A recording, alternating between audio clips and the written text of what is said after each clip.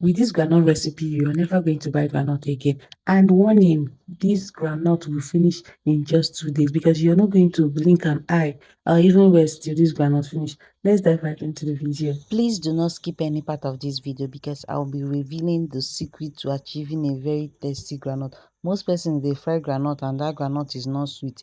E gets why. Now, we're going to pick out the bad groundnut.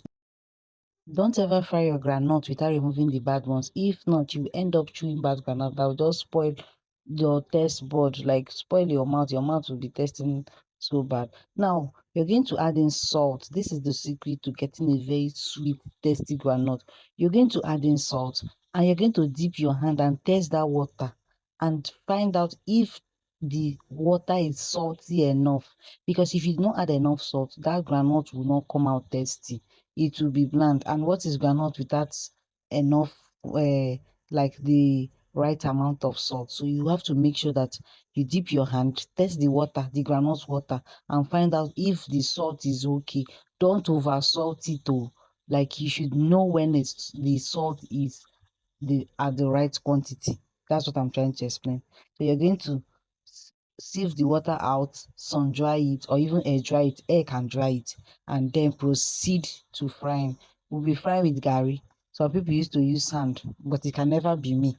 Man, no go chop sand by mistake. I don't want it. Garri is better for me. Other persons say they use salt. I have never tried this one.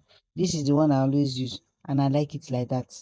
It's working for me because I can keep this Garri for next time. At least I use this Garri up to 2 or 3 times before I trash it. Now, when you're frying your granules, fry on a medium to low heat. I use semi-low and semi-medium, like it's not that medium and it's not that low. That's the kind of heat I use to fry my granite. Because if you use too much heat, that granite will burn without even getting properly fried inside. It will burn. So just make sure you keep on stirring, continue stirring. If you just pause, let it be for some seconds till you see that the back is going out easily.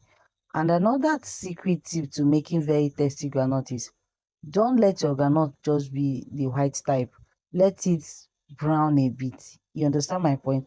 I didn't say let it burn, no. Let it change color. Like it's about to be golden brown, like that is more tasty than when you fry it and it's still looking like it's undone. So that is what I have done over and over again. So I'm in a good position to tell you that this is how to get a very tasty groundnut.